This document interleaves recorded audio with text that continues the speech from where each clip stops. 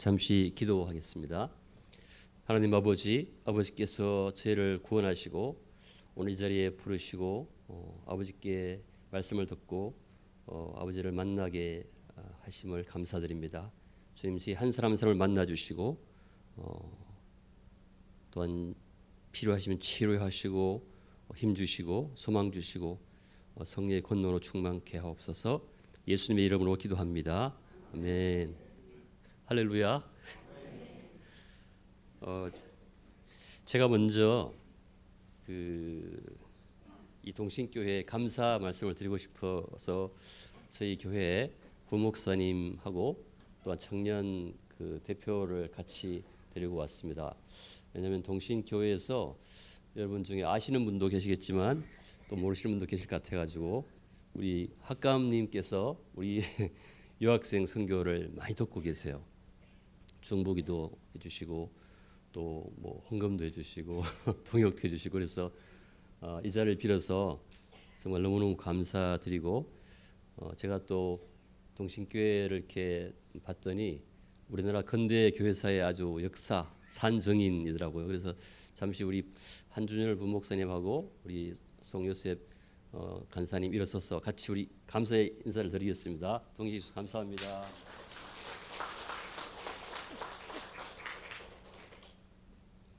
특별히 저희들이 유학생에게 복음을 전해서 저희 교회 목표는 유학생에게 복음을 전해서 그분들이 이미 자기 나라 말도 다 알고 뭐라도 아는데 그분들이 모르는 건 오직 복음이니까 그분들을 이제 선교사, 자국인 선교사로 훈련시켜서 자기 나라에 돌려보내는 게 이제 목표인데 그 중에 한 분이 이제 나이지리아 선교사로 다시 돌아가는데 그때 우리 학감님께서 많이 도와주시고 또 친구들을 모아서 이렇게 많이 도와주시는데 바로 동신교회 여러분께서 크게 도움을 주셨습니다. 이 학생은 이디오피아 학생인데 지금 박사과정을 끝내고 다른 국내 대학에 지금 박사 후 과정 포스트닥으로 가서 선교하고 있는데 우리 오늘 제가 같이 올라오고 그랬었는데 그 직장에서 지금 근무 중이라서 오기 어렵다고 해서 제가 못 데리고 왔습니다.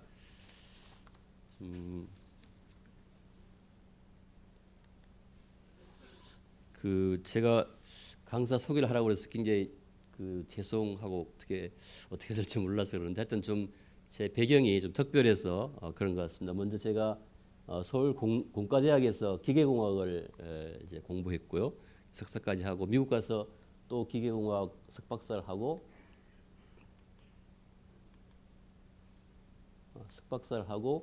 건국대학교에 1992년부터 이제 와서 강의하기 시작했는데 그때 미국에서 공부할 때 제가 나이가 39살이어서 그때는 40이 넘으면 교수로 못 오게 돼 있었어요. 근데 기도할 때 이제 하나님 이 청년들에게 복음을 전할 때 사람이 필요하시면 저를 보내주십시오 하고 기도해서 제가 건국대학교 왔습니다. 근데 그때 저보다 굉장히 똑똑한 사람들이 많이 왔는데 한 20명이 모여왔는데 주님께서 아마 저에게 복을 주셔서 저를 교수로 이렇게 채용하게 해주시고 그것부터 제가 지금까지 대학생들에게 복음을 전했는데 돌아보니까 30년 동안 그거를 했어요. 그래서 제가 강의실에 십자가를 걸고 들어가서 강의했는데 교수가 진리를 가르쳐야 되는데 예수님이 진리시다. 그러니까 내가 예수님을 안 전할 수가 없다. 이건 종교가 아니고 진리다.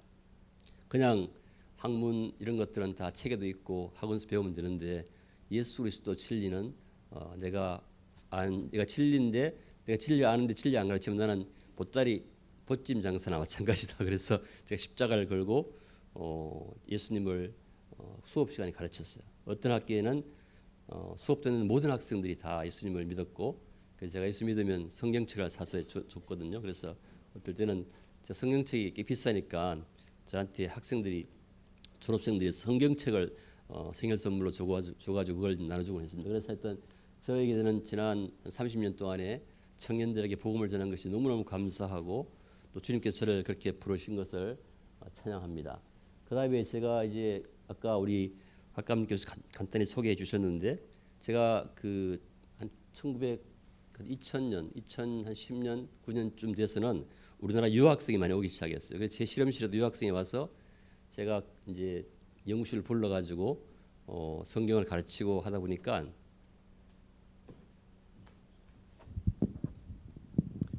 점점 그 학생이 많아져 가지고 많아져서 이제 교회를 이렇게 예배를 드리기 시작했는데, 그때 마침 삼성에 있는 부사장님이 저하고 연구를 같이 하자고 이제 전무를 데리고 와서 문을 딱 열고 들어오는데, 문을 열고 들어오니까 그 십자가 한 벽, 연구실 벽 전체에 큰 십자가 하나 걸려 있었어요. 그게 이제 저희 목사님이 이제 학생들한테 복음을 전하는 걸 잘하라고 붙여줬는데, 그분이 그거 십자가 조명을 받고는 연구 얘기는 한 마디도 안 하고 왜 여기 교수 연구실 십자가 있느냐 이렇게 시비를 걸어왔어요. 그래서 제가 그걸 설명했죠.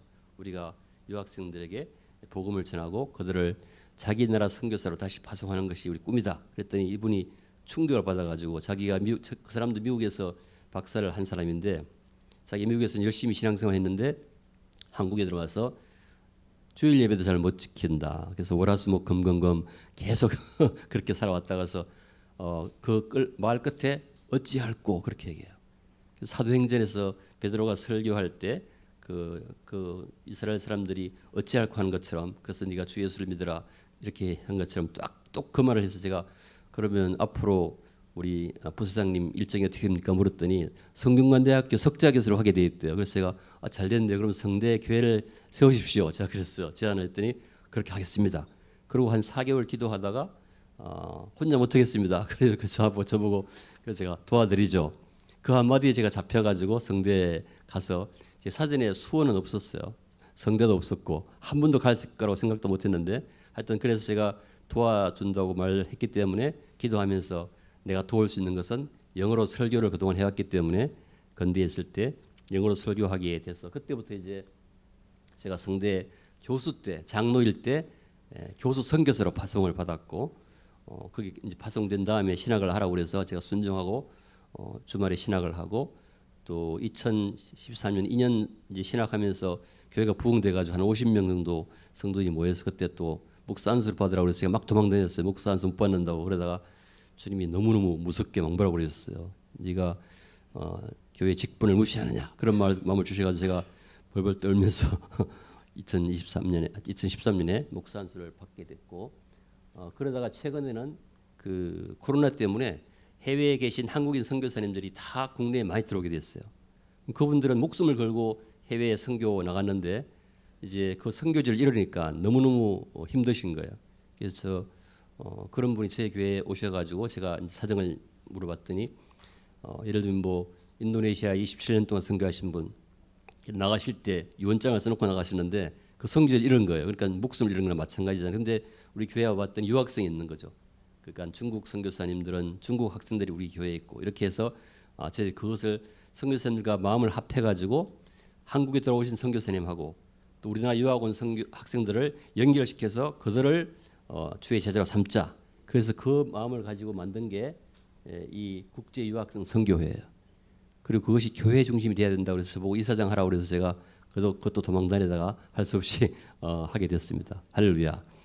그래서 그렇게 봤더니 그 선교사님들이 마치 우리 6.25 때 최전방에 가서 싸운 장군들 같은데, 그 장군들이 돌아왔을 때 아무도 돌아보는 사람이 없는 것처럼 그분들이 한국에 들어오니까 집도 없고 몸도 아프고 물가도 비싸가지고 너무너무 고생하시고 제가 너무너무 가슴이 아팠어요. 저희 목표는 그런 선교사님들에게 선교지를 드리고 동역하고 어떻게라도 밥이라도 한 끼 같이 사드리고 이렇게 하는 것이 목표가 돼가지고 이 국제 유학생 선교회를 세웠습니다. 그래서 많은 분들이 주위의 교회들하고 또 많은 분들이 함께 지금 하기 시작했습니다. 제 간단한 신앙을 말씀드리면, 저희 어머니가 모태 신앙이셨고 천주교 신자셨는데 그때는 잘 몰랐어요. 뭐 예수님 어떤 분인지. 근데 어머니도 잘 교육을 받으신 분이 아니고 초등학교도 안 나오신 분인데 겨우 한글을 조금 쓰시는 분 정도인데 저에게 항상 예수님이라면 어떻게 하지 이렇게 하시던 분인데, 제가 신앙이 없었는데 군대 갔다 와서 이제 대학교 서울대학 다닐 때 그 대학의 운동장 옆에 조그만 교회가 있었어요. 그 교회에서 새벽기도 시간에 어떤 자매가 저한테 성경을 가르치는데 그게 로마서 5장 8절 말씀이었어요. 그래서 우리가 아직 죄인 되었을 때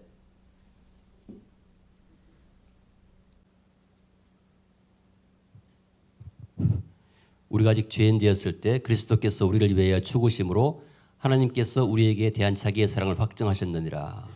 제가 그때 아주 아름다운 아가씨하고 데이트하고 있었거든요. 그래서 저는 그게 사랑인 줄 알았어요. 돈 많고 건강하고 예쁜 아가씨랑 데이트하고 있었는데 그게 사랑인 줄 알았는데 성경에서 말하는 사랑은 죄인을 위해서 죽는 게 사랑이다. 똑같은 시옷, 리얼, 이형 똑같은 단어인데 뜻이 완전히 다른 거예요. 그래서 제가 그 전까지는 너무 건방져가지고 하나님께서 구원해 주시면 땡큐 감사합니다. 안 구원해 주시면 됐어 오케이 괜찮아 이렇게 건방지게 아주 살았었는데 제가 이 말씀 때문에 성경에 있는 단어들이 내가 생각하는 단어와 완전히 정의가 다르구나. 그렇다면 내가 이해하지 못한다 하더라도 전부 다른 의미로 성경에 쓰여졌겠구나 해서 그때부터 제가 반대편에 서고 건방지게 놀다가 그때 비로소 성경을 보기 시작했고 진정으로 예수님을 마음속에 받아들이고 그전에는 계속 반대편에 서서 빈정거리던 제가 이제 예수님 편에 서기 시작했습니다. 할렐루야. 그래서 제가 지금 돌아보니까 그 전 어느 순간에 성령님이 저의 영혼을 살리셔서 그래서 본어겐 다시 중생하게 해서 그 말씀이 귀에 들어오게 하신 거예요. 그런 주님을 찬양합니다. 할렐루야. 예. 그래서 말씀이 저를 처음으로 주님의 말씀이 폭포수같이 제 가슴을 두드려 가지고 저를 깨우시고 살리셨고 두 번째로 이제 제가 그 건국대학교 있을 때 제가 전도한 학생이 전도사님이 돼 가지고 새벽에 말씀을 전하고 있었어요. 그래서 제가 무릎을 꿇고 이제 말씀을 듣고 있다가 갑자기 제가 확 꼬꾸라졌어요. 제가 이거 갑자기 이렇게 죽는구나 싶어서 제가 손바닥을 꼬집어 봤더니 손바닥이 아픈 거예요. 그래서 제가 직감했죠. 그분이 오셨구나. 그래서 제가 한 2시간 동안 막 방언하고 뭐 하여튼 이 목을 막 조이는 것처럼 제 스스로 아무것도 할 수 없었어요. 그래서 방언하면서 막 눈물도 흘리면서 학생 옆에서 막 방바닥 한 2시간 동안 기어다니면서 그렇게 할 때 저도 그때 마침 그 설교 말씀이 마리아가 하로되 주의 종연이 말씀대로 내게 이루어지이다. 그 당시에는 마리아가 처녀로서 잉태하면 돌 맞아 죽는데 이해하지 못하지만 주님이 네가 예수 그리스도를 잉태할 거라고 그러니까 내가 죽어도 그 말씀에 순종하겠다고 그렇게 비전을 받은 거잖아요.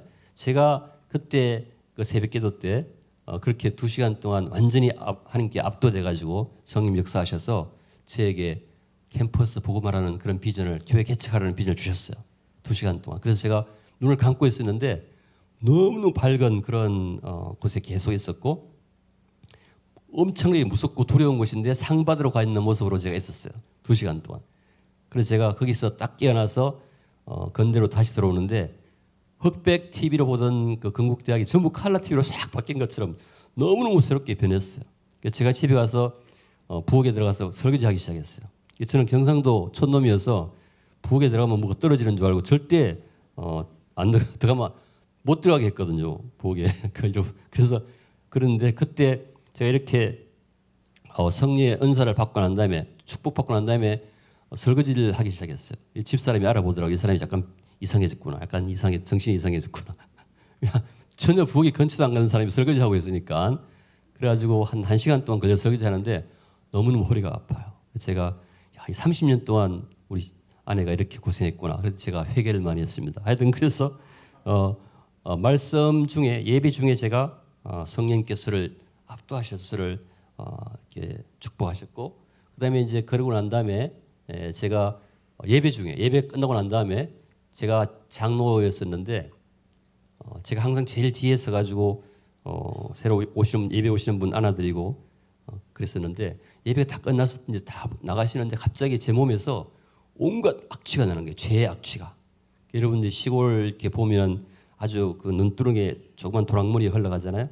그 밑에 막대기로 탁 해가지고 쑤신 다음에 이렇게 드러내면 온갖 찌꺼기 다 올라오죠. 제 모습이 그런 것 같았어요. 몸에 있는 구멍이란 구멍으로는 죄의 냄새가 하도 강하게 나서 제가 견딜 수가 없었어요. 팔을 잘라내도 그 냄새가 안 없어지는 것 같아서 저거 도저히 살 수가 없었어요. 저는 너무너무 감사한 게 제가 회개하겠다고 주님께 기도한 것도 아닌데 주님께서 제가 얼마나 죄성이 강한지 여러분 장아찌 같은 거 아시죠? 잘라내도 죄가 없어지지 않는 그런 제 모습 때문에 제가 견딜 수가 없었어요. 막 살려달라고 강대상 앞에 혼자 막 뛰어가서 무릎을 꿇었어요. 딴 사람은 다 예배 마치고 집에 가는데 저는 거꾸로 그 사람을 막 해치고 살려달라고 무릎을 탁 꿇었어요. 꿇었는데 그 순간에도 저의 이 마음속에서 어떤 마음이 일어났냐면, 야, 너는 키도 크고 인물도 좋고 공부도 잘하고 말씀도 많이 전했잖아. 그러니까 너는 아마 칭찬하실지 몰라, 하나님이. 이렇게 저 가슴에서 속에서 올라오는 거예요. 그래서 제가 절망했어요. 이 급박한 상황에서도 너 꼬락서는 일 봐라. 그는 저한테 또 그 마음이 올라오면서 더 좌절했어요. 그리고 막 있는데 하나님께서 큰 목소리로, 여러분 이렇게 큰 스피커 앞에 쓰면 막 몸이 떨리잖아요, 실제로. 그렇게 큰 목소리로 이렇게 얘기했어요. 너 정말 회개하고 싶어? 그러시는 거예요. 제가 너무 놀래가지고 네 그랬어요. 그때 정말이야? 네 그랬더니 성경을 읽어 그러시는 거예요. 화난 목소리로 주님께서. 그래서 제가 너무 놀래가지고 이쪽에 앉아있다가 저를 옮겨가지고 성경책을 창세기 1장 1절부터 펴서 읽기 시작했어요. 막 눈물이 비 오듯이 쏟아져. 아멘 아멘 아멘 아멘 아멘. 그래서 제가 그때 완전히 새롭게 성경을 보기 시작하는 그런 은혜를 예배 중에, 예배를 통해서 제가 받게 됐고요. 그래서 제가 성경 읽으라고 그러니까 계속 읽어 나가는데 시간이 없는 거예요. 시간이. 그래서 미국에 출장 가는 이제 기회가 생겼는데 비행기에서 한 9시간 동안 주어졌어요. 그래서 성경을 너무 신나서 읽고 있는데 그때 제가 이 말씀, 갈라디아서 2장 20절 말씀, 내가 그리스도와 함께 십자가에 못 박혔나니. 제가 그렇게 죄가 찌들어가지고 잘라내도 없어지지 않는 그런 내 몸이 내가 십자가에 예수 그리스도와 함께 십자가에 못 박혀 죽었대요. 그러니까 제가 이 말씀에 부딪혔다고 간증하는데 이 말씀에 부딪힌 순간 비행기에 앉아있는데 몸이 공중에 붕 뜨는 거예요. 그래서 제가 너무 놀래가지고 제가 비행기 복도를 걸어봤어요. 이게 진짜 어떻게 된 거. 걸어봤더니 복도에서 공중에서 붕붕 떠서 걸어다니는 거예요. 제가. 그렇게 제 그런 정말 찌들어서 어떻게 할 수 없는 그 제 덩어리인 제가 예수님과 함께 십자가에 못 박혀 죽고 없고, 할렐루야. 할렐루야.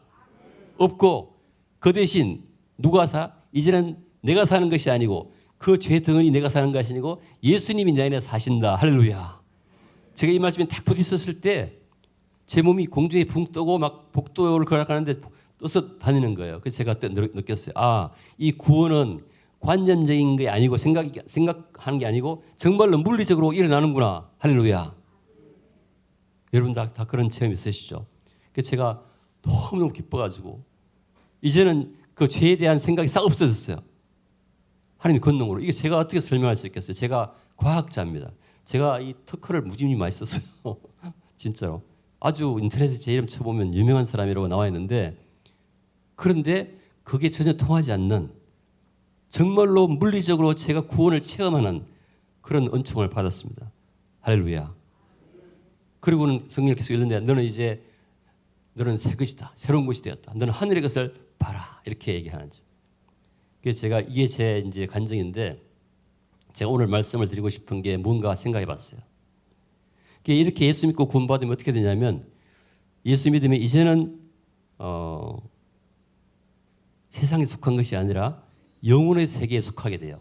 예수 믿는 그 순간 바로 죽음에서 옮겨서 영생으로 옮겨지는 것입니다. 할렐루야. 저희들이 이 시간과 공간 안에 태어나게 되는데, 거기는 우리가 항상 몸이 나이가 들고 몸 아프고 막 그러는데, 우리 예수 믿으면 그 순간 바로 영생의 도면으로, 영생의 그 세계로 확 들어가게 되는 것이요. 그럼 어떻게 됩니까? 영혼의 세계에는 나이도 없어요. 할렐루야. 다음에 몸도 완전히 예수님처럼 부활하면 다른 몸을 입게 되고, 그렇기 때문에 우리가 지금 구원받으면 그때부터는 나이를 나이를 세면 안 돼요. 제가 오늘 여기 오면서 경로대학 이름이 이게 좀 어울리지 않는 것 같아요. 경로대학 이런 것은 뭐 성균관 이런 데서 경로 사상 때문에 하는 것이지 우리에겐 나이가 이미 없습니다. 할렐루야. 왜냐하면 영혼의 세계에 사는데 무슨 나이가 있어요. 그래서 제가 앞으로 이름을 좀 고치시면 어떨까 제안합니다. 아멘. 우리는 영혼의 세계에 살고 물리적인 세계를 넘어서서 역사와 시간과 공간을 초월한 존재인데 지금 경로 받아가지고 어떻게 하겠다는 거예요. 이름 바꾸시기 바랍니다. 아멘. 할렐루야. 우리 영혼의 세계에 사는 거예요. 거기는 시간도 없고 이미 완전히 다른 세계에 사는 것이죠. 벽도 막 통과하고. 할렐루야. 이게 영어로 제가 오늘 영어 하나 가르쳐 드릴 테니까 이 꼭 외우세요. Eternity Domain. 따라해 보세요. 시작. Eternity domain. 대학이니까 영어를 배우셔야죠. Eternity가 영생, 그죠? 영원. 도메인이면 영혼의 세계. 우리는 예수 믿은 사람들은 이 동대문에 살지만 동시에 영혼의 세계에 속해 있는 것이죠. 그럼 여러분과 저의 계획이 영혼의 세계에 근거한 계획을 세워야 되겠죠. 물리적인 세계를 놓고 계획 세우면 안 돼요. 올해 내가 뭐 하겠다. 이게 아니에요. 우리는 영혼의 세계, 시간이 없는 세계에서 우리 계획을 세워야 될 줄 믿습니다. 할렐루야. 여러분 그래서 부름받아 나서는 이분 불렀잖아요. 그게 이 세상에서 부르는 노래가 아닙니다. 아멘. 교회는 그런 곳이에요. 아멘. 제가 오늘 영어 꼭 여러분 대학 이제 들어가셨으니까 시험 보셔야 돼요. 영생, 이터너티 도메인 꼭 기억하시고 그 세계에서 삶을 사시고 그 세계에서 식사하시고 그 세계에서 교제하시고 전도하시기를 주님으로 축복합니다. 할렐루야. 예, 예수님이 부활하신 것은 예수님이 부활하신 게 어떤 의미가 있습니까? 예수님 부활하셨단 말은 죽음에 대해서 승리하셨단 말이에요. 그렇죠? 예수님이 부활하셨단 말은 모든 사람이 너 죽을려면 다 내놔야 되잖아요. 총 갖다 드리고 죽을려면 다 내야 되는데 우리 어떻게 합니까? 총 들이대고 너 예수 믿으면 죽어. 어떻게 하면 되죠? 빨리 죽여라. 빨리 총 쏴라. 넌 죽으면 천국이고. 아멘. 죽음을 두려워하지 않는 상태로 바꾼 거지 모두를 예수 믿으면 어떻게? 예수님이 부활하셨단 말은 죽음을 초월했다. 죽음에 대해 승리했단 말인데 그래서 예수님 부활하신 다음에 어떤 비전을 선포하셨냐면 같이 읽겠습니다. 시작.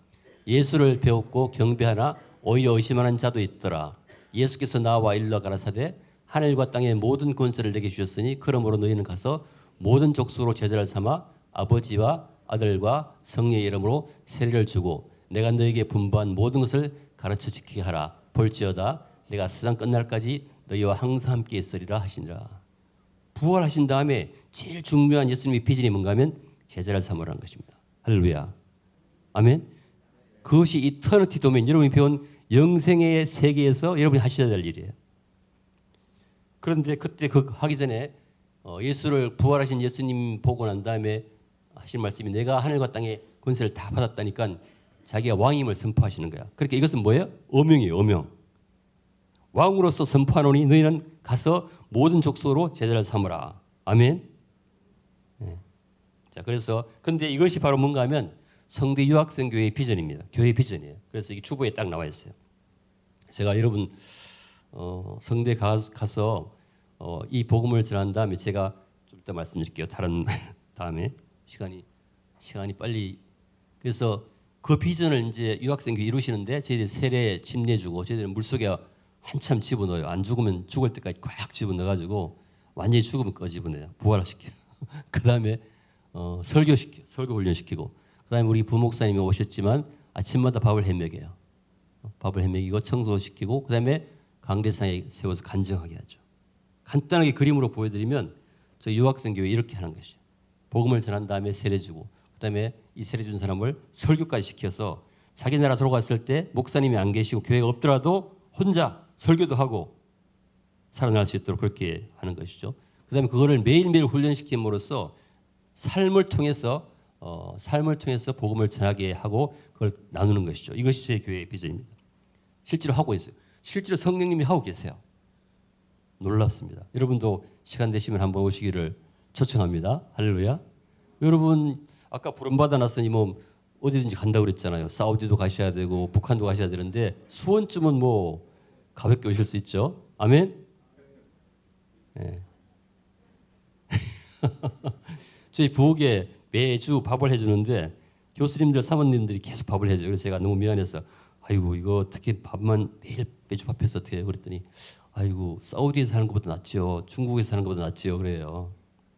여러분들도 언제든지 오시면 맛있는 밥을 드리겠습니다. 자, 그래서 오늘은 유학생의 주제인데 이게 지금 올해 3월달 2023년 3월달에 법무부에서 난 자료인데 보면 21만 4,700명이에요. 우리나라 역사상 가장 많은 사람들이 지금 한국에서 유학하고 있어요. 저도 나이가 이제 70인데 한 번도 이런 일이 있을 거라고 상상하지 못했습니다. 지금 한국이 이런 상태. 모든 사람이 오고 싶어하는 나라가 한국이 됐어요. 그리고 그 중에서 가장 많은 사람들이 베트남 학생이 7만 명이죠. 중국 학생이 6만 명인데 성균관대학교 수원 캠퍼스에는 주로 대학원생이 많은데 한 600명이 있어요. 그 중에 한 저희 10% 정도 이렇게 전도를 할 정도예요. 그러니까 우리가 아직도 할 일이 무지 많습니다. 이 21만 명이 전국의 300개 대학에, 전 세계 200개 대학에서 21만 명이 와서 전국의 300개 대학에 흩어져 있어요. 이 사람들이 이제 우리가 부름받아서 아무데나 해외에 나가지 않더라도 그 사람들이 와 있어요, 한국에. 이제는 어디 가는 게 선교가 아니라 우리가 문화가 다르고 언어가 다른 그 사람들을 만나는 곳에서 전도하면 여러분이 그것이 바로 부름받아 가시는 곳입니다. 아멘. 제가 제 친구 만나면 뭐라고 그러냐면, 야, 이제 선교사로 죽자. 죽을 때 최고의 순교하는 사람들은 천국 가면 예수님이 하나님 앞에 보좌에 제일 가까이 있어요. 제일 가까이. 근데 제 친구가 교회를 세웠는데 피지에서 교회 세웠어요. 근데 장인어른을 모셔가지고 장인어른 거기 가서 밥했어요. 나중에 돌아가신 데 봤더니 선교사 누구누구. 그래서 제가 아이디어 얻었어요. 야, 이게 최고의 아이디어다. 이왕 죽는 거 선교사로 죽자. 할렐루야. 아멘. 최고의 명예 아닙니까? 제가 선교사로 파송받았는데 전 대통령 하라고 해도 안 해요. 선교사가 바꿀 수가 없어요. 너무너무 좋은 그런 정말 영광스러운 자리이기 때문에. 그래서 여러분들이 같이 이렇게 하면 좋겠습니다. 자, 그래서 지금 한국이 어떤 상황인가 하면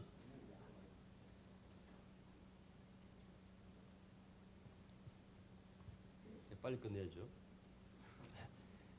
저출산 여러분 잘 아시고 아기를 놓지 않아요.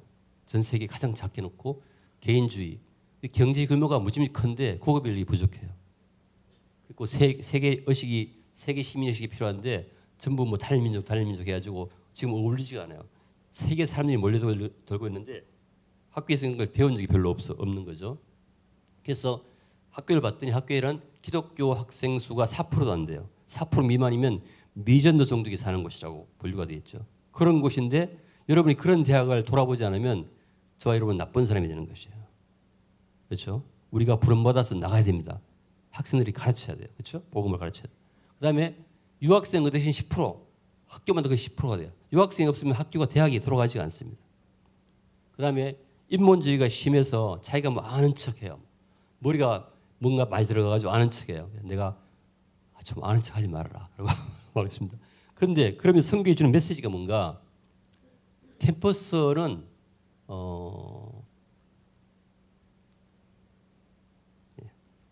캠퍼스는 학생들이 많은데 기독인 교수가 되게 중요합니다. 왜냐하면 기독인 교수가 오라고 그러면 제가 교수일 때 학생들을 오라고 그러면요. 동남 학생들이 무조건 와요. 돈을 들고 와요. 학생 교수는 헌금을 들고 와요. 예를 들면.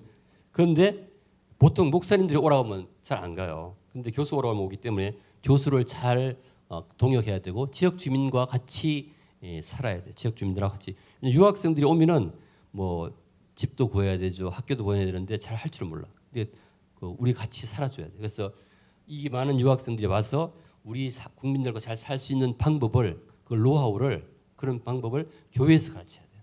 같이 밥 먹고. 그래서 저희 교회에 영어 하나도 못 하시는 분이 85세신데 운동장에서 운동하다가 베트남 학생 만나가지고 밥 먹으러 데려왔어요. 이 교회에서. 그게 전도예요. 할렐루야. 그게 전도입니다. 그렇게 할 수 있고요.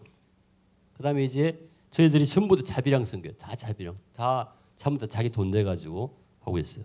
그 다음에 지역교회랑 또 우리가 동역하고 있고 한글도 가르치고 애기도 봐주고 1:1 멘토도 하고. 그런데 특징이 뭔가 하면 저희들은 계속 학생이 와가지고 훈련받으면 자기가 직장 찾아서 한국 학생도 떠나고 유학생도 다 떠나는 거죠. 그러니까 육군사관학교는 마찬가지. 계속해서 키워서 보내는 것, 그런 특징이 있는 것이죠. 그 다음에 이제 그러니까 저희들은 교회 성도가 많아지면 많아질수록 돈이 더 많이 들어가. 더 많은 손길이 필요해요. 밥도 더 많이 해줘야 되고. 그래서 근데 너무 좋은 거는 그게 원래 교회의 모습이에요. 교회는 여기 머무는 것이 아니라 계속 내보내야 되는 것이죠. 이 주님이 지상 명령이니까. 그 다음에 그래서 저희들이 지역교회와 지금 협력하고 있습니다. 그래서 저희 목표는 제자가 되는 것이 아니라 제자를 만드는 제자를 우리가 세우는 것이에요. 왜? 이 교회에서는 목사님이 계속 양육할 수 있지만 자기가 자기 나라 돌아가면 거기는 목사님이 안 계실 수 있으니까 혼자 교리를 배워서 혼자 스스로 이렇게 살아남는, 다 전도할 수 있는 그런 사람을 키워야 되거든요. 그래서 저희들이 교리를 가르쳐요. 하나님이 누구신가, 인간이 무엇인가, 이게 기독 교리잖아요. 신론, 인간론, 기독론 가르쳐가지고 이 조직 신학 교리를 가르쳐가지고 그걸 배워서 자기가 스스로 성경을 읽고 할 수 있는 아주 특수 부대를 만드는 것입니다. 저희 교회가. 그래서 저희들이 창세기 1장 1절부터 계시록 마지막 장까지 다 가르치려고 그래요. 그래서 어떻게 교회 성경을 읽고 어떻게 가르치는지, 어떻게 설교하는지를 다 가르쳐서 조그만 셀을 만들어가지고 조그만 지역을 만들어가지고 작은 교회를 만들어서 거기에 예산도 주고 교회를 해봐라. 그러고 난 다음에 돌려보냅니다. 그래서 제가 오늘 우리가 훈련시키는 방법을 창세기 1장 1절부터 계시록까지 다 가르친다. 그래야 그걸 가지고 나중에 자기 나라 돌아가서 장군처럼 살 수가 있다. 자, 그래서 가르치는 게 아주 중요한 거 몇 개만 제가 소개드리면, 맨 처음에는 하나님이 형상대로 인간을 창조했을 때 우리한테 뭐라고 그러냐면 생명, 살아있는 영으로 만드셨어요. 그렇게 만드셨는데 인간이 죄를 지은 다음에 어떻게 했냐면 영이 떠나가지고 흙이 됐어요. 너는 흙이다 이렇게 됐어요. 그러니까 다 우리가 대부분 사람들이 뭐라고 하냐면 우리가 흙처럼 사는 거죠. 흙처럼 살아요. 그냥 영이 없으니까 계속 먹고 마시고 싸고 이런 것들만 계속 신경을 쓰는 건데, 그런데 하나님께서 그런 우리를 보시고 십자가에서 우리 죄를 다, 우리 죄 때문에 흙이 됐으니까 십자가에서 우리 죄를 위해서 다 죽으시고 돌아가시고 그다음에 부활하셔가지고 우리를 부활한 상태, 이 부활이 우리를 이런 세상 세계에서 영적 세계로 확 옮기는 역할을 하신 거죠. 제가 아까 말씀드린 영어 도메인 체인지라고 그러는데, 오늘 이 말씀을 우리를 이런 세상 세속적인 그런 단계에서 완전 영적 세계, 천상의 세계로 바꾸는 것이 바로 부활 사건인데, 그래서 우리가 시간과 공간을 초월한 그러한 존재가 바로 그리스도인이다. 우리다. 그래서 우리가 앞으로는 살 때 절대 이제 여기 보시면 이렇게 있죠. 육신을 따라 우리가 알지 않는다. 이 말이 무슨 말인가 하면 세상 사람처럼 생각하지 않는다. 우리는 영혼의 세계에 살고 있고 우리는 이미 그게 들어간 존재다. 그리고 성령을 받은 존재이기 때문에 에덴 동산에 처음 만들 때보다 더 좋은 존재로 바뀐 거예요. 그렇죠? 성령은 하나님이시잖아요. 하나님이 우리 안에 들어와 계시는 거죠. 제가 그걸 체험했지 않습니까? 여러분 한 사람 한 사람이 성령이 들어가 있는 전혀 새로운 존재라는 걸 기억하셔야 돼요. 할렐루야. 그래서 여러분을 보면 그 안에 계신 성령님을 봐야 돼요. 제 며느리가 둘째 며느리가 있는데 정말 제가 감동이 됐어요. 어떻게 결혼했냐 물었더니 자기 남편 안에 있는 성령을 보고 결혼했대요. 여러분도 사람 만날 때 그 안에 계신 성령님을 보셔야 돼요. 아멘. 그리고 그 성령이 여러분의 실체입니다. 예수 그리스도가 성령님으로 우리 안에 와 계시는 거예요. 그러니까 우리는 엄청난 존재가 되어버린 거죠. 그것이 예수 믿는 저와 여러분들 믿습니다. 그 존재는 시공을, 우리가 죄를 지었기 때문에 지금 입고 있는 육체는 어차피 죽어나지만 나중에 우리가 죽고 나면 예수님 다시 오시면 영체를 입게 되죠. 벽도 막 통과하는 영체를 입게 되는데 그 안에다가 성령님 계시니까 우리는 엄청난 존재가 되어버린 것이죠. 그것이 저와 여러분 실체인 줄 믿습니다. 이걸 가르치는 거예요, 저희들이. 그래서 우리는 새로운 피조물인데 완전히 영적 존재가 되어버린 시공을 초월한 존재가 된 것이다. 제가 오늘 이 강연에서 이것만 여러분에게 전하고 싶어요. 저와 여러분은 성령이 내재하는, 성령이 우리 안에 있는 새로운 존재, 처음 창조할 때보다 더 완벽한 존재가 된 존재고 영원한 존재다. 죽지도 않고 영원히 주님과 함께 사는 그런 존재다. 그래서 여러분 그걸 누리셔야 됩니다. 아멘. 그래서 이름 이거 적당치 않아요. 경로. 우리 늙지도 않는데 무슨 경로입니까? 할렐루야. 죄송합니다. 그래서 성령이 오셔가지고 예수님이 부활하신 다음에 성령 오셨죠. 성령 오셔서 뭐 하셨냐면 교회를 세우셨어요. 그 교회를 세우시는 과정 중에 하나가 성균관대학교 교회를 하나 세우시는 거예요. 할렐루야. 그래가지고 12명, 이분이 아까 말씀드린 석자 교수 삼성했다고 오신 분인데, 이분이 저를 이렇게 데리고 오셔가지고 교회가 성령의 역사로 세워졌고요.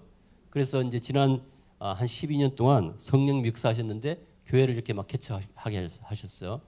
여러 개를 한 5개, 6개 교회 개척됐고, 국내만 해도 제가 빨리 지나갈게요. 그래서 이 교회가 한 10개 세워지는데 그 교회가 여러 개 모여서 교회 유학생 교회 연합이 세워졌고 1년에 한 번씩 수련회를 하고 있고요.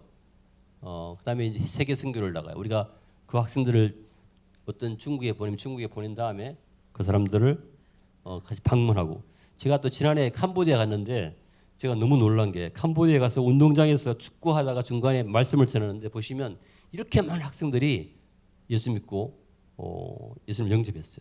너무 놀라운 사실. 저도 이렇게 처음 해봤어요. 저도 이렇게 운동장에서 모든 사람 앞에서 복음을 전했는데 한 10분 전했어요. 축구하고 있는 중간에 제가 복음을 전하는데 수많은 사람들이 모여서 예수님을 영접하겠다고.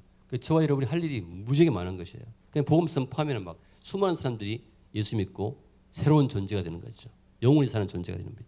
제가 체험하고 말씀드린 거.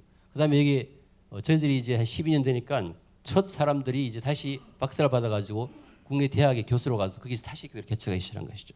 이게 선순환이 돼가지고 우리가 훈련시킨 사람이 국내의 대학이나 다른 자기 나라 대학에 들어가서 다시 교회를 세우기 시작하는 것이죠.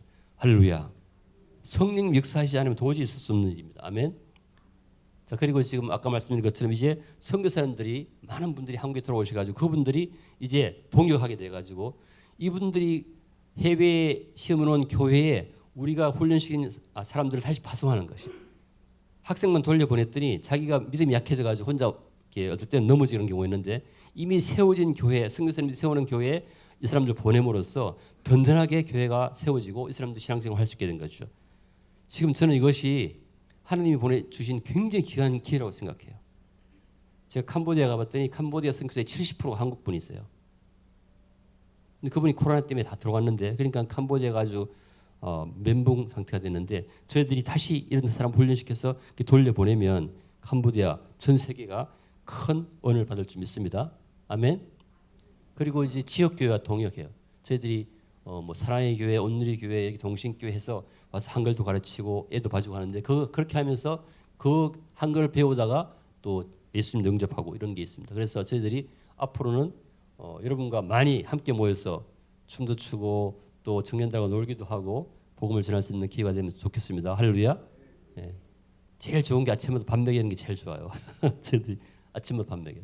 다음에 이제 이렇게 하다 보니까 성균관대학교 서울 캠퍼스에도 교회 세워달라고 그래가지고 이게 2020년에 코로나 때문에 딴 데는 다 교회가 문 닫는데 우리는 교회가 세워졌어요. 우리가 생각하기엔 불가능한 일 있잖아요. 다 코로나 때문에 문 닫는데 여기는 교회가 오히려 세워졌어요. 주님께서는 코로나가 전혀 문제되지 않습니다. 할렐루야. 코로나보다 더 크신 주님. 할렐루야. 이게 증거예요. 증거. 자, 그리고 지난 3년 동안 서울교회도 굉장히 많이 부흥했습니다. 자, 그다음에 이제 다음부터 그럼 지난 12년 동안 그런데 앞으로 어떻게 할 것이냐? 앞으로는 예수님 오실 날이 곧 다가옵니다. 제가 왜냐하면 계시록 7장 9절에 보면은 모든 민족과 족속과 방언이 함께 모여서 예배드리는 여러분 그 모습 계시록 읽어보셨죠? 제가 저희 교회에서 강단에 서면은 전 세계 한 40개 나라에서 와가지고 민족과 족속과 모든 방언 모든 나라 사람들이 함께 예배드려요. 제가 미국에 있을 때 가면은 한국 사람께 예배드리고 중국 사람께 예배드리는데 지금 유학생 교회는 모든 세계 민족들이 같이 예배드려요. 할렐루야. 하느님은 너무 좋으신 분이기 때문에 갑자기 뭔가 하지 않았어요. 미리 사인을 보여주세요. 그래서 제가 지금 느끼는 것은 야 이거 마지막 때가 아니라 마지막 순간이 다가왔구나. 왜냐하면 계시록에 있는 그 교회 완벽한 교회의 모습을 지금 보여주고 계시니까. 그래서 막 소름이 끼치고 막 가슴이 덜렁덜렁합니다. 지금 여러분들이 마지막 때에 사시는 게 아니에요. 마지막 순간에 살고 계신 거예요. 왜냐하면 지금 그런 교회 계시록에 있는 교회의 모습을 보여주고 있으니까. 여러분도 그러한 축복을 누리시기를 주님으로 축복합니다. 그래서 이거는 제가 설교할 때 쓰는 건데 이렇게 하기 위해서 뭐 해야 되느냐?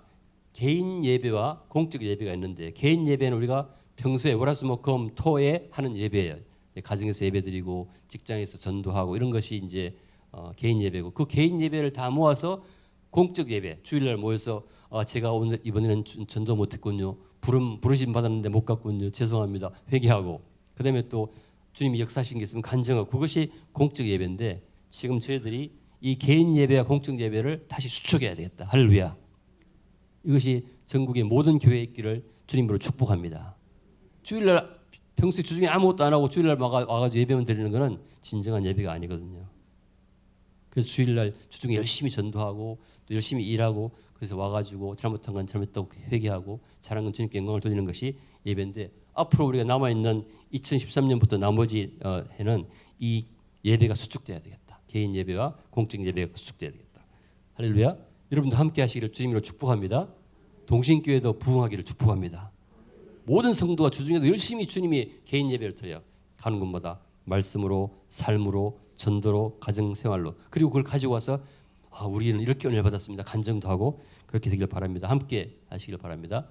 자, 그리고 저희들이 지역교회가 또 협력하고 있어요. 주위에 여기 성대 서울 캠퍼스고 또 수원에 있는 캠퍼스 다른 교회하고 같이 연합해서 예배 드리는 것이죠. 왜냐하면 이게 연합할 때 더 큰 힘이 나는 것 같아요. 자, 그래서 기도 제목 나누면 저희들은 전부 자원봉사하고 유학생들이 전혀 모르다가 한국에 와서 예배 드리니까 청년들이 많이 필요해요. 뭐 찬양할 사람도 필요하고 잠깐만요.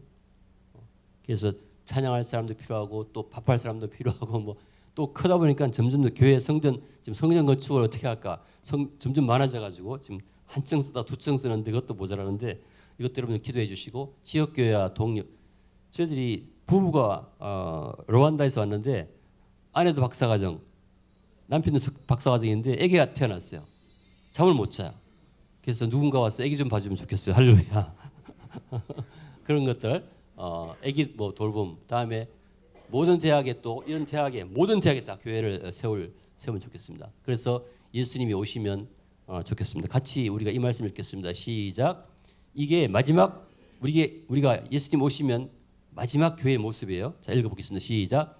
이 일 후에 내가 보니 각 나라와 족속과 백성과 방언에서 아무도 능히 설 수 없는 큰 무리가 나와서 흰옷을 입고 손에 종려 가지를 들고 보좌 앞과 어린 양 앞에 서서 큰 소리로 외쳐 이르되 구원하심이 보좌에 앉으신 우리 하나님과 어린 양에게 있도다.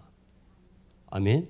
계시록에서 완벽한 교회의 모습 보여주는데 그 교회 모습이 모든 민족과 족속과 방언이 함께 예배드리는 모습. 유학생 교회의 모습. 할렐루야. 여러분도 누리시기를 주님으로 축복합니다. 자, 그래서 제가 봤어요. 제 친구들 지난주에 제가 실버타운에 사는 친구를 만났는데 이 친구가 뭐 하냐고 봤더니 실버타운에 가서 전도하고 있어요. 왜? 우리는 나이 들어서 존경받고 싶어하는 사람이 아니라 전혀 다른 세상에 시간 공간을 초월하는 곳에 살기 때문에 가는 곳마다 뭐 합니까? 전도합니다. 할렐루야. 이건 제가 지금 목사지만 또 벤처 사업을 하고 있어요. 벤처 사업을. 그래서 최근에 국가과제를 돼가지고 우리가 심장 박동 같은 거 측정할 때 지금 병원 가서 해야 되는데 이것을 그냥 입고 다니면서 할 수 있는 이런 것들을 사업하고 있어요. 왜냐하면 우리는 시간 공간을 초월한 사람이기 때문에 무엇이든지 할 수 있습니다. 아멘. 같이 하십시다. 할렐루야. 사업도 하시고 전도도 하시고 아멘. 선교도 하시고 할렐루야. 제가 예를 들어 보여드리는 거죠. 자, 그리고 이것은 지금 한글학교 가르쳐 제 교회에 와서 사랑의 교회에서 지구촌 교회에서 와가지고 유학생들을 한글 배우고 싶어하는데 모르는 한글 가르쳐요. 일주일에. 여러분들이 할 수 있는 게 무지 많습니다. 같이. 자, 이건 또 이분이 75세인데 캄보디아 선교 하신 분이에요. 지금 제가 지난번에 갔다 왔을 때 제가 이분 때문에 저도 5년 선배인데 제가 꼼짝 못해요. 나도 은퇴했는데 뭘 은퇴한다고 그래? 막 그러세요. 우리에게 은퇴 없습니다. 할렐루야. 주님께 정성을 다하는 것이죠. 이 보세요. 이 학생들 모아 캄보디아에서 건설 현장에서 학교 못 다니는 학생을 모아가지고 이 할아버지가 열심히 전도하고 있어요. 할렐루야. 저와 여러분도 할 수 있습니다. 자, 이 지금 보시면 사랑의 교회, 지구촌 교회, 온누리교회, 동신교회 계속 제 교회와 동행하고 있어요. 한 예를 들면 사랑의 교회 장로님이 저희 교회 파송받아 가지고 왔는데 자기 베트남 학생들을 전도해 가지고 세례도 주고 세례 주고 근데 이분이 나는 이렇게 인물 좋은 분인지 몰랐어요.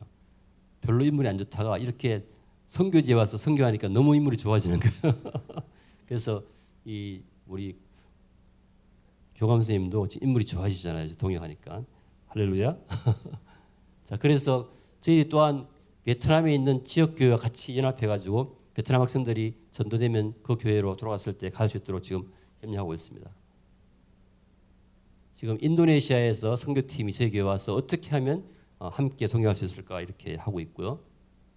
자, 그래서 이게 국가발전 전략 같이 얘기하라고 해서 지금 저희들이 여러분 요즘 자동차 중에 배터리로 가는 자동차 있죠? 배터리로 가는 자동차. 그 배터리를 사겠다고 발주를 한 사람이 지금 우리나라의 돈이 1,000조를 발주를 받았어요. 여러분들 이해하시죠? 우리나라에서 만든 배터리를 사겠다고 천조 주문을 넣었어요. 앞으로는 배터리를 정복하는 나라가 세계를 정복한다 그러는데 한국을 감당할 나라가 없어요. 그러니까 전부 다 한국에다가 배터리 만들어 달라고 그러는 거예요. 굉장히 고품질 배터리를. 여러분들 대한민국이 굉장한 나라가 되었습니다. 왜? 전도하라고. 할렐루야. 아멘. 그런데 이거 뭐 배터리면 그렇지만 그 외에도 많아요. 아까 말씀드린 뭐 바이오 뭐 많은데 고급 인력 확보 안 돼요. 고급 인력이 없어요. 그래서 저희들이 우리나라가 지금 어떻게 하고 있냐면 각 나라에 1년에 한 명씩 장학생 선발해가지고 학비 다 대주고 생활비 대줘요. 그래서 지금 뽑고 있는데 그 학생들이 우리 성균관대학교 유학생교회에 나오고 있어요. 할렐루야. 그런 정부에서 이런 일을 하고 있고 지금 보시는 것처럼 20만 이상이 우리나라에 와 있어서 국가 프로젝트를 할 때 유학생을 포함시키면 가점을 줘요. 장려하느라고. 그래서 이 사람들이 저희 회사에도 지금 유학생이 와서 인턴을 하고 있는데 중소기업에는 인력을 구할 수가 없어서 그 사람들을 써가지고 사업을 하고 있죠. 그래서 이게 지금 한국이 우리나라 5천 년 역사상 누리 없는 축복이 지금 부어지고 있고 여러분과 제가 할 일이 무지 많아서 여러분 이제 더 이상 놀 수 없어요. 여러분 일하셔야 돼요. 할렐루야. 일하셔야 됩니다. 그래서 제가 저희 회사에서도 나이 드신 분도 같이 일하고 그래요. 여러분들이 제가 봤더니 65세 전까지는 제가 별로 뭐 모르고 일한 것 같아요. 지금은 10분만 일해도 딴 사람이 한 달 일한 것보다 많이 일할 수 있어요. 지혜가 있기 때문에. 할렐루야. 여러분들의 그 아주 평생을 살아온 그 지식 이런 것들을 지혜를 주님 기도하면서 좋은 시간 가지기 바랍니다. 아멘.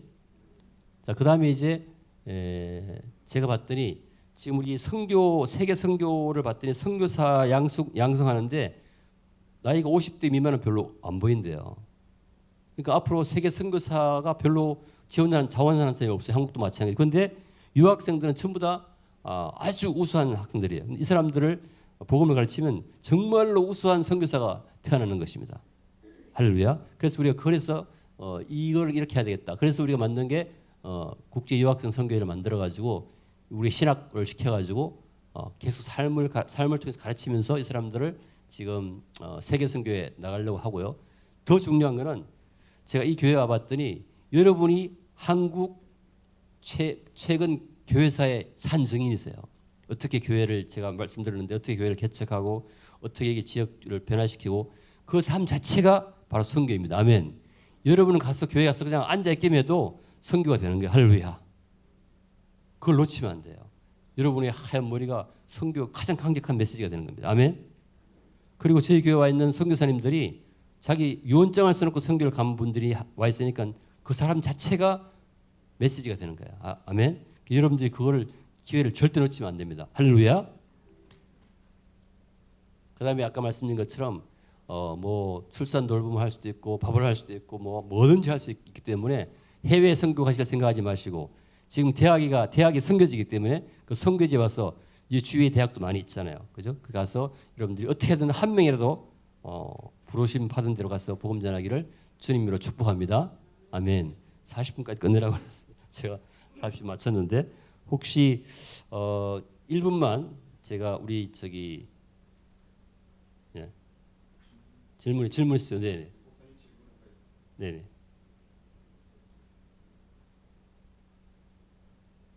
나와. 그 성균관대학교가 제가 60년 전에 다녔지만은 그때는 유교 사상을 교양 과목으로 가르치는 학교였었어요. 네네. 그 학교에서 선교를 위한 교회를 세웠다는 데 대해서 굉장히 놀랐습니다. 네네. 상당히 그 유교 사상하고 네. 그 교양강으로 지금도 가르치고 있나요? 네. 저희들이 성균관대학교 우리나라의 최고 오래된 대학인데 성균관대학교를 여리고성으로 생각하고 있어요. 성대가 무너지면 다 무너진다. 할렐루야. 왜냐하면 가장 유교 사상이 강한 가장 오래된 대학에서 교회가 활동을 하고 있으면 전국에 있는 모든 대학이 너무 무너지지 않겠습니까? 제 꿈은 전국의 모든 대학 300개 대학에 유학생 교회를 세우는 게 꿈입니다. 할렐루야. 그런데 주님께서 이렇게 하고 계세요. 그것도 서울 캠퍼스, 수원 캠퍼스 다 함께 하십시다. 할렐루야. 네. 예. 그렇게 하고 한 가지 더 요새 중국이 선교사가 거의 다 죽었거든요. 네. 거의 90% 이상이 다 귀국한 걸로 알고 있습니다. 그 사람들이 지금 다른 선교지로 가려고 중간 지금 교육을 받고 있고 준비하고 있는데 지금 중국 선교에 대한 현황이 어떠십니까? 네, 정말 중요한 말씀하셨는데 식사로 가셔야 되는데 예를 들면 중국의 선교사 한 분이 최근에 추방당했어요. 저에게 와가지고 저희 교회에 있는 중국 자매가 만났는데 우연히도 하나님께서 인도하신 거죠. 중국 선교지에서 사는 그 자매가 그 동네 같은 동네였어요. 만나 너무너무 좋아하는 거예요. 그래가지고 이제 어떤 전략인가 하면 지금 말씀하신 것처럼 중국에 거의 문이 닫혔는데 심지어 제가 중국에 저희들이 이제 훈련시켜서 파송한 게 갔거든요. 갔더니 문자 메시지 보내면 바로 정부에서 다가와서 체크를 해가지고 문자 메시지 못 보내고 그걸 사진 찍어서 보내면 덜 걸린다고 그래요. 그래서 제가 어떻게 하면 좋냐 물었더니 더 많이 보내서 정부에서 도저히 컨트롤 안 되게 만들어야지 이렇게 하는데 전략은 뭔가 하면 중국 본토에서 안 되니까 한국에서 훈련시켜서 다시 보내는 거 그렇게 하면 될 줄 믿습니다. 언젠가는 문이 열릴 거니까 할렐루야. 예. 또 혹시 그러면 시간이 됐으니까 제가 또 다음 기회에 또 한번 만날 기회 있겠죠? 예? 만나서 더 좋은 얘기 많이 나누고 오늘 기도하고 제가 마치도록 하겠습니다. 하나님 아버지께서 저희를 정말 믿으셔서 내가 부르는 곳마다 가서 복음을 전하라고 그런 귀하게 믿어주시는 걸 감사드립니다.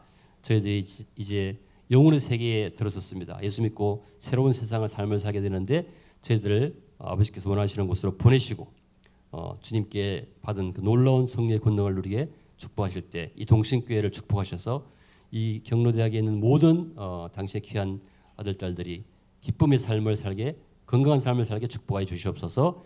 이 동신교회를 축복하여 주시옵소서. 부흥시켜 주시옵소서. 예수님의 이름으로 기도합니다. 네, 감사합니다.